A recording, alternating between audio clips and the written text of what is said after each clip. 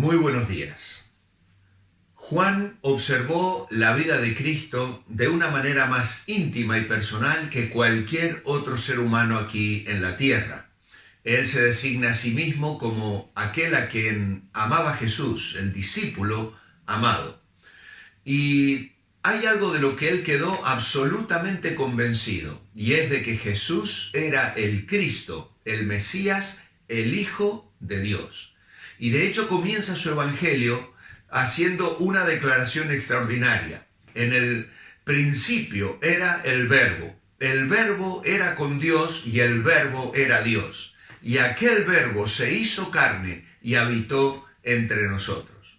Luego Juan termina su evangelio en el capítulo 20 y el versículo 31 diciendo: pero estas cosas se han escrito para que creáis que Jesús es el Cristo, el Hijo de Dios, y para que creyendo tengáis vida en su nombre. Así que Juan, que ya conocía los otros 3 evangelios que por aquel entonces ya se recorrían las iglesias del Nuevo Testamento, Juan selecciona el material que va a incluir en su evangelio y tiene un propósito marcadamente definido: bendecirnos a nosotros, proveyendo las razones por las cuales podamos creer en Cristo y recibir la bendición que ello trae a la vida de todo aquel que cree. Tengáis vida en su nombre. Así que Juan entonces elige 7 acontecimientos del ministerio de Jesús. Son estos 7 milagros que estamos estudiando a lo largo de estas 7 semanas, que demuestran la autoridad del Señor como ungido de Dios, como el Mesías. Si las recordamos por orden, vamos a señalar que la primera de ellas fue en las bodas de Caná, en Galilea, donde convierte el agua en vino. Y de una manera simbólica, esta señal proclamaba que comenzaba el día agradable del Señor, aquel día de gracia, aquel día donde el propósito de Dios era venir al encuentro de los seres humanos hundidos en su quebrantamiento, en su vacío, en su agonía, y darles vida. Y por eso es que el Señor se hace presente en una boda y realiza aquel milagro donde manifiesta su gloria y dice que sus discípulos creyeron en él. La segunda marca del Mesías es cuando el Señor sana al hijo de un noble, de un oficial. Lo hace a distancia, allí en el capítulo 4 del Evangelio de Juan, versículos 46 al 54.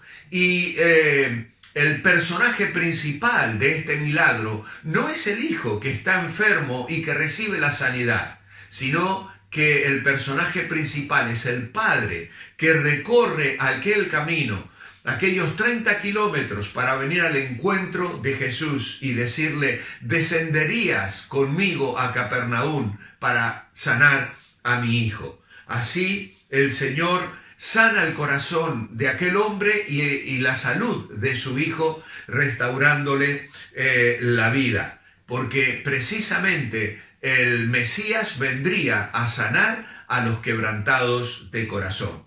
La tercera marca del Mesías la hemos estado estudiando la semana pasada. Jesús sana al paralítico, al inválido, al enfermo que yace en el estanque de Betesda. Un hombre que llevaba 38 años sumido en una situación verdaderamente angustiosa. Quizá dejado allí para que alguien se hiciese cargo de él, para que alguien le diese la oportunidad de entrar en aquel estanque primero que nadie, pues el Señor se presenta delante de él y le dice: levántate, toma tu lecho y anda. Así el Señor libera instantáneamente, no solo a uno en la distancia como en el milagro anterior, sino que ahora sana a una persona con una enfermedad largamente prolongada, 38 años, y es liberado en un instante.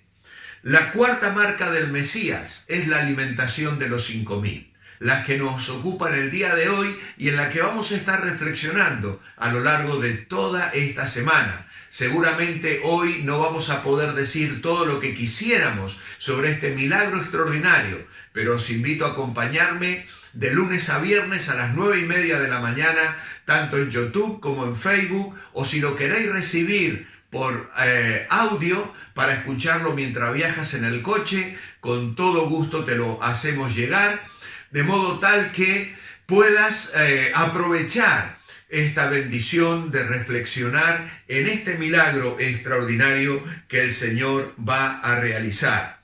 ¿Qué significa esta señal extraordinaria?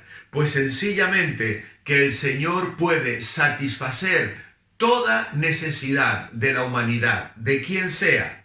Él en este capítulo va a hablar del verdadero pan, el pan del cielo. Y también nos recuerda las palabras que el Señor utilizó allí en Mateo, cuando fue tentado: no solo de pan vivirá el hombre, sino de toda palabra que sale de la boca de Dios. Así que el Señor puede alimentarnos, satisfacernos, saciar cada una de nuestras necesidades. La quinta marca de su mesianismo será que va a caminar sobre el agua en este mismo capítulo. Calmará la tempestad, andará sobre el agua, mostrando de esta manera una capacidad que los seres humanos no tenemos, pero que Él puede satisfacer todas nuestras necesidades porque Él tiene poder sobre toda la creación. Luego vendrá otra señal, la marca del Mesías, que Jesús sana a un ciego en el capítulo 9, un ciego de nacimiento, una persona que jamás había podido ver, y de este modo nos va a demostrar que Él es la luz del mundo. Y finalmente, la última marca del Mesías será la resurrección de Lázaro, en Juan capítulo 11, donde el Señor nos mostrará que Él ofrece salvación y vida, siendo la resurrección. Ahora bien, estas 7 señales son las que van a marcar la autoridad del Señor como el ungido, el Cristo, el Mesías, aquel que tiene la autoridad, aquel que merece recibir el trono, aquel que es enviado de Dios para regir sobre la casa de David. Pero Juan elige otras 7 expresiones importantes de nuestro Señor que prueban su aseveración de ser Hijo de Dios. Y así como Dios se reveló a Moisés allí en el desierto diciéndole: yo soy el que soy, ahora Jesús hablará a sí mismo con esta expresión que los judíos de aquellos días entendían perfectamente bien cuando Él decía: yo soy el pan de vida, yo soy la luz del mundo, yo soy la puerta, yo soy el buen pastor, yo soy la resurrección y la vida, yo soy el camino, la verdad y la vida, y finalmente yo soy la vid. Estas 7 declaraciones del Señor las hemos estudiado aproximadamente un año y medio atrás también en nuestra iglesia. Así que estos milagros que estamos estudiando, Juan los utiliza para declarar al Señor como Mesías. Pero estas expresiones, los yo soy, Juan los utiliza para mostrar las credenciales de la divinidad del Señor Jesús. Él es el Hijo de Dios. Él es aquel que merece toda la autoridad, toda la dignidad y todo el honor. Ahora, esta historia no solo nos engancha, nos informa, nos apasiona leer estos milagros de los que estamos sacando tanta bendición a lo largo de estas semanas. Juan lo que hace con estas cosas es confrontarnos.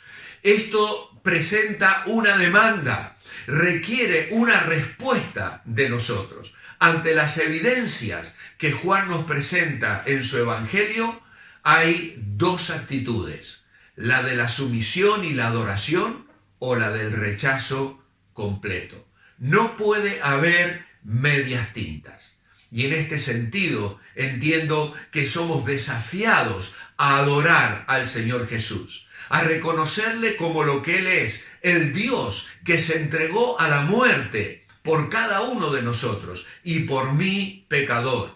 Esa adoración me conduce a la acción, al servicio, a la obediencia. Si mi corazón está lleno de adoración, mis manos estarán comprometidas a un servicio serio, unido a aquel que es el creador de todas las cosas, aquel que creó el universo. Y eso, sin duda, es un pensamiento emocionante y glorioso. La idea principal que quiero compartir con vosotros esta mañana es la siguiente. La alimentación de los 5.000 es una demostración maravillosa del deseo del Señor de satisfacer la necesidad más profunda del ser humano, el hambre de Dios.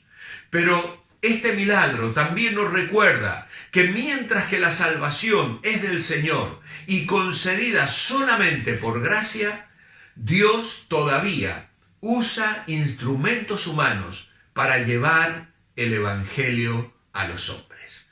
Así que en este milagro del cual vamos a leer a continuación, pues vamos a encontrar grandes desafíos, muchas bendiciones y también lecciones que espero puedan ser de mucha bendición para cada uno de nosotros. La lectura se encuentra en el Evangelio de Juan, el capítulo 6 y el versículo 1. Dice, después de esto, Jesús fue al otro lado del mar de Galilea, el de Tiberias. Ahora, después de esto, en Juan significa que ha pasado un tiempo muy prolongado. Si nosotros comparamos con los otros evangelios, descubriremos que entre lo que Juan nos relata en el capítulo 5 y lo que encontramos ahora en la alimentación de los 5.000, ha acontecido aproximadamente un año de tiempo. Un año de tiempo. Así que esto es importante. También es bueno recordar que este milagro de la alimentación de los 5.000 es el único de las 7 señales que aparece repetido en los 4 evangelios, lo cual es sumamente interesante porque nos aporta muchísima información de la actitud de los discípulos, de lo que Jesús pretendía, de lo que conversó con Felipe y de cómo se produjo aquella situación de la cual podemos extraer estas lecciones espirituales. Así que después de esto Jesús fue al otro lado del mar de Galilea. Los discípulos venían regresando de ese periodo de misión a la cual el Señor les había enviado. Venían llenos de gozo, habían visto verdaderos milagros, habían predicado el Evangelio, volvían también bastante agotados. Y entonces el Señor sube a la barca y atraviesa el mar yendo hacia la otra orilla. Sin embargo, nos dice aquí que le seguía gran multitud porque veían las señales que hacían los enfermos.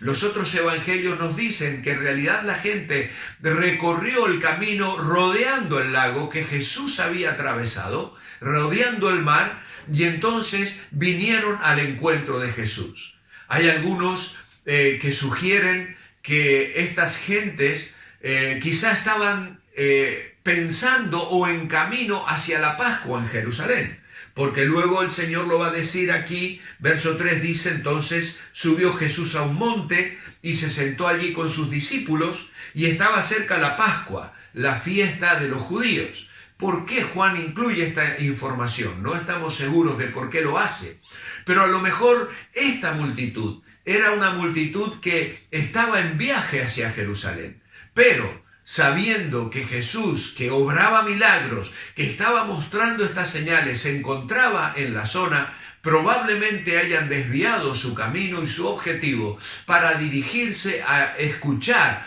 a este profeta que podría ser el Mesías, y que estaba ofreciendo estas bendiciones tan extraordinarias para el pueblo de Israel en aquellos días. Nos dice aquí, versículo 5, que cuando alzó Jesús los ojos y vio que había venido a él gran multitud, dijo a Felipe: ¿de dónde compraremos pan para que coman estos? Pero esto decía para probarle, porque él sabía lo que había de hacer. Felipe le respondió: 200 denarios de pan no bastarían para que cada uno de ellos tomase un poco. Uno de los discípulos, Andrés, hermano de Simón Pedro, entre paréntesis, siempre aparece Andrés llevando a otros a Jesús, le dijo: aquí está un muchacho que tiene 5 panes de cebada y 2 pececillos, mas ¿qué es esto para tantos? Entonces Jesús le dijo: haced recostar la gente. Y había mucha hierba en aquel lugar, y se recostaron como en número de 5,000 varones. Era la primavera en Israel, por lo tanto es natural pensar que había esa hierba recién nacida, apetitosa, fresca, para sentarse y disfrutar de un tiempo especial. Y dice: y tomó Jesús aquellos panes, y habiendo dado gracias, los otros evangelios dice, levantando los ojos al cielo, los repartió entre los discípulos, y los discípulos entre los que estaban recostados, asimismo de los peces cuanto querían. Y cuando se hubieron saciado, dijo a sus discípulos: recoged los pedazos que sobraron, para que no se pierda nada. Recogieron pues y llenaron 12 cestas de pedazos, que de los 5 panes de cebada sobraron a los que habían comido. Aquellos hombres entonces, viendo la señal que Jesús había hecho, dijeron: este verdaderamente es el profeta que había de venir al mundo. Pero entendiendo Jesús que iban a venir para apoderarse de él y hacerle rey, volvió a retirarse al monte él solo. Así que, como hemos dicho, la multiplicación de los panes es el único milagro registrado en los 4 evangelios. Esto nos muestra lo fuertemente que quedó fijado en la mente de los 4 escritores de la vida de Jesucristo. Quizá es el mayor de los milagros que realizó el Salvador. Curar a un enfermo, apaciguar una tempestad. Tal vez no es tan inverosímil y difícil como multiplicar 2 elementos materiales compuestos, como era el pan y el pescado. Sin embargo, es el milagro realizado ante mayor número de testigos y que más garantías ofrece de que Jesús, a pesar de haberse humillado en un sentido a la condición de hombre, en realidad Él era el mismo creador del universo. Ninguno de los evangelios nos da detalles de cómo se llevó a cabo este proceso. Solamente vemos al Señor tomar aquel pan y aquellos peces, levantar sus ojos al cielo y agradecer a Dios por esa provisión. Y luego comienza a multiplicarlo. Y no sabemos cómo los discípulos comienzan a traer cestas que comienzan a ser distribuidos entre la multitud que se había sentado de 50 en 50 o en grupos de 100. En el milagro que hemos comentado la semana pasada, Jesús fue rechazado en Judea. Él sanó a aquel paralítico en Betesda, pero como lo hizo en día sábado y le ordenó al sanado a llevar su camilla, pues los judíos ya comenzaron a planear la forma de llevar a Jesús a la muerte. Esto comienza a cobrar forma en la mente de sus enemigos. Ahora, como resultado de este milagro, ahora en Galilea, el Señor también experimentará el rechazo. por su negativa a ser reconocido rey y por negarse a repetirlo dándole nuevamente de comer, cosa que vamos a encontrar al final de este capítulo en el versículo 66. Es decir, aquellas personas volvían a reclamar que hiciese la señal, que volviese a darles de comer.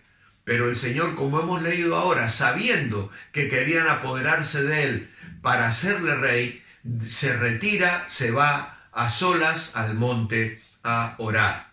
Ahora, Juan incluye la historia de este doble rechazo porque es necesaria para suministrar el trasfondo a los capítulos siguientes, porque nos hace ver que el tierno amor del Salvador resalta nítidamente contra el trasfondo de la ingratitud humana. Así que Juan pues va a señalar estas cosas, porque a partir de ahora la oposición y el desprecio que Jesús va a experimentar va a ir en aumento hasta acabar finalmente con su muerte en la cruz. Yo quiero dejar con vosotros esta mañana 4 ideas muy sencillas que luego a lo largo de la semana ampliaremos un poquito más. La primera de ellas es que Jesús quiere que veamos la necesidad y sintamos la carga. Jesús quería en esta ocasión probar y fortalecer la fe de los discípulos y la de Felipe en especial. No sabemos exactamente cómo se desarrolló, pero los evangelios nos dicen que le dijo a los demás discípulos, darles vosotros de comer. Y luego preguntó a Felipe acerca de cómo poder encontrar una solución. Probablemente Felipe, que era una persona capacitada y administrativa, rápidamente su mente matemática comenzó a sacar las cuentas y llegó a la conclusión de que 200 denarios no alcanzarían para alimentar esa multitud. Sería el salario de un obrero durante 8 a 9 meses de trabajo. Era realmente algo imposible porque no disponían de esa cantidad de dinero y ellos no estaba a su alcance suplir esa necesidad. Ahora bien, el Señor, como era su costumbre, quería enseñarles una lección inolvidable a medida que realizaba otro ministerio. Felipe no está dándose cuenta de este propósito y se pone a calcular lo que costaría alimentar a todas estas personas. Pero Jesús sabía lo que iba a hacer. Felipe no lo sabía. Y esta es una verdad que nos conviene recordar cuando enfrentamos alguna prueba. ¿Cuántas veces nos sentimos bajo la dura carga de una prueba difícil?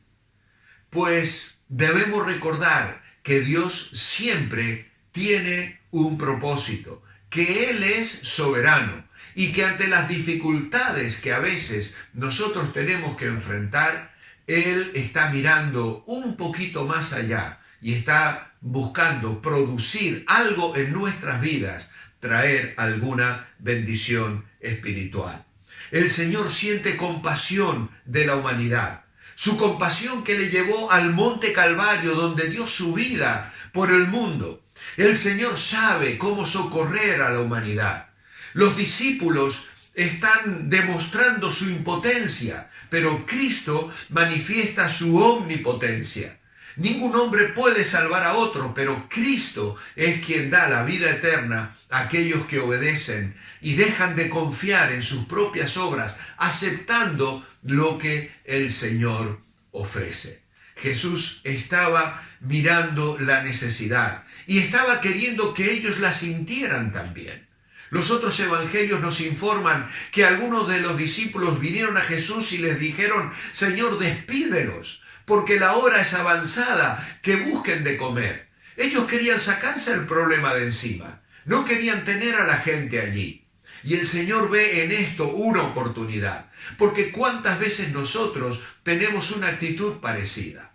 Vienen las personas y nos presentan sus necesidades y tal vez como muchos les decimos, voy a orar por ti. No tiene nada de malo. Entiendo que es bueno que oremos los unos por los otros. Lo estamos haciendo. 3 veces a la semana, lunes, miércoles y viernes, y estamos orando por personas que conocemos y otras que viven en otros países que nos envían sus motivos de oración. Y es maravilloso orar, pero también hay veces que podemos hacer mucho más que orar. Y es involucrarnos, es sentir que podemos participar, que Dios quiere contar con nosotros. Y esto es precisamente el siguiente punto que quiero dejar con vosotros esta mañana. Jesús quiere que le demos todo lo que somos y tenemos. Da al Señor todo lo que tengas. El título que he escogido para esta reflexión es precisamente ese. Aunque en realidad las personas aquí son las que están recibiendo de Jesús. Aquella multitud de más de 5.000 hombres, sin contar las mujeres y los niños, fueron alimentados por el poder maravilloso del Hijo de Dios que estaba allí para llegar a sus corazones, pero también para suplir su necesidad. Ahora, el Señor espera usar lo nuestro. Él quiere contar con aquello que nosotros tenemos. Por eso puse ese título, dale a Jesús todo lo que tengas. Al fin de cuentas, el Señor podría haber convertido las piedras de aquel desierto en pan, pero su deseo era dejar esta lección que nos conmueve a nosotros, como a sus discípulos en aquel día. Querido hermano, hermana, ¿qué tienes en tus manos? ¿Qué tienes en tus manos? ¿Qué es lo que el Señor te ha dado? Dáselo al Señor. Úsalo para la gloria del Señor. Hay una antigua canción infantil que decía, tengo muy poquito, Señor, pero lo que tengo te doy. Soy un niño, lo ves, que hoy se rinde a tus pies. Es poquito, pero a ti lo daré. Toma estas manos, Señor, toma estos ojos también. Mi pensar y mi obrar en tus manos harás que aunque poco, sea mucho y aún más. Es poquito, muy poquito, pero en ti será más. Y dice la Escritura que el Señor dio gracias. Levantando sus ojos al cielo, dio gracias por aquella provisión. Jesús se mostró agradecido por lo que había y multiplicó. Era muy poco, pero Él agradeció al Padre por ello. No hay lugar para el pesimismo. Muchas veces nos menospreciamos a nosotros mismos. O los demás nos menosprecian. O el mismo enemigo de nuestras almas nos hace pensar que no valemos para nada. Es significativo que Juan mencionó 2 veces el hecho de que Jesús dio gracias. En Juan capítulo 6, versículo 11 dice, tomó aquellos panes y habiendo dado gracias, los repartió entre los discípulos. Pero luego en el versículo 23 dice que otras barcas habían arribado de Tiberias junto al lugar donde habían comido el pan después de haber dado gracias al Señor. ¿Por qué Juan vuelve a repetir aquel momento breve donde el Señor toma aquella pequeña provisión y eleva sus ojos al cielo y da gracias por ella? ¿Por qué? Bueno, ya hemos visto que en Mateo, Marcos y Lucas indican también que Jesús alzó los ojos al cielo al dar gracias, porque con esto recordaba a la gente con hambre que Dios es la fuente de toda dádiva buena y necesaria.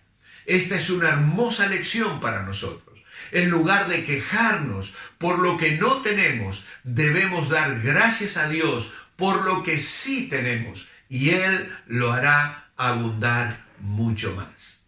En tercer lugar, Jesús quiere usar personas comunes. La lección práctica es clara. Donde quiera que haya una necesidad, entrégale a Jesús todo lo que tengas y déjale que Él haga el resto. Empieza con lo que tienes, pero asegúrate de dárselo todo. Este muchachito merece un elogio por darle a Cristo su almuerzo, Pero también hay que elogiar a su madre por haberle dado a su hijo algo que pudo entregar a Jesús. La ofrenda de este pequeño almuerzo significó para Jesús tanto como el derramamiento del costoso perfume que luego se nos va a relatar en el capítulo 12 y versículo 1.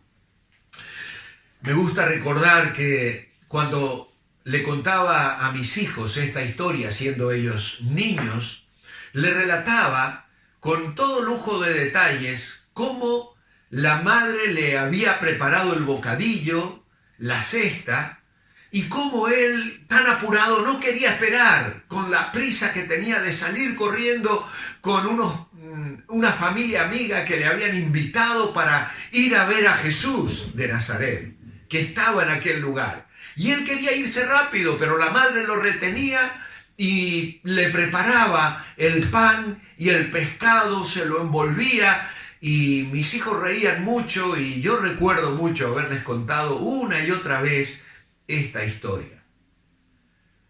Y me encanta pensar que de aquella madre preocupada por la merienda de su hijo, una multitud de más de 5.000 personas fue alimentada por Jesús. ¿Qué le estamos dando a nuestros hijos? Qué increíble pensar que de un detalle tan nimio, tan pequeño, podamos estar siendo la fuente de bendición para muchas personas. Lo que el Señor usa para su obra y para su gloria comienza con los pequeños detalles, como el de una madre cuidando que no le falte la merienda a su hijo. Y finalmente, Jesús puede satisfacer toda necesidad. Dice que fueron saciados y sobró pan. Cristo da generosamente. Cristo quiere satisfacer toda necesidad. Si me estás escuchando en esta mañana y todavía no tienes a Cristo en tu corazón, si aún no has experimentado aquello que puedes encontrar en el Evangelio, en la persona de Cristo, permíteme decirte que Jesús da un perdón amplio. Un perdón, no hay pecado que Dios no pueda perdonar en la persona de Jesucristo. Jesús da vida abundante. Él dijo, yo he venido para que tengáis vida y vida en abundancia. Jesús da un gozo inefable y glorioso, dice el apóstol Pedro. El gozo del corazón, el gozo que experimentamos aún en medio de las pruebas, en medio de la pandemia, en medio de las enfermedades, un gozo que anida en nuestro corazón, porque en la presencia de Dios hay plenitud de gozo, dice el Salmo 16. Una esperanza bienaventurada y gloriosa. Es Jesús que llena nuestro corazón. Por eso es que en esta hora te invito a que tomes de aquello que el Señor te ofrece. Si aquel día alguien comió poco o alguien se quedó con hambre, no fue por culpa de Jesús. No fue por culpa de Jesús. Alma mía, come hasta saciarte. Y si te llega a sobrar, recoge los pedazos, pues hay mucho cerca de ti. Y de lo que rebose tu corazón, muchos otros serán saciados. Querido amigo, acepta la invitación de Jesús. Invítale hoy a entrar en tu corazón. Querido hermano creyente, ¿estás alimentándote suficientemente? ¿Estás poniendo en las manos del Señor todo lo que eres y todo lo que tienes? La idea principal es que la alimentación de los 5.000 es una demostración maravillosa del deseo del Señor de satisfacer la necesidad más profunda del ser humano, el hambre de Dios. Pero este milagro también nos recuerda que mientras que la salvación es del Señor y concedida solamente por gracia, Dios todavía usa instrumentos humanos para llevar el Evangelio a los hombres. Una vieja canción dice, personas comunes. Dios usa personas comunes. Él usa gente como tú y yo con disposición a hacer su voluntad. Dios usa gente que dé todo a Él, aunque muy poco pudiese parecer. Lo poco mucho será en las manos de nuestro Señor. Como el muchacho aquel que a Jesús todo entregó, y algo de pescado y pan para muchos alcanzó. Lo que tienes poco es, pero si lo has de colocar en las manos del Señor, al fin entenderás que ya nunca podrás ser igual. Personas comunes. Dios usa personas comunes. Por eso, dale hoy todo a Jesús.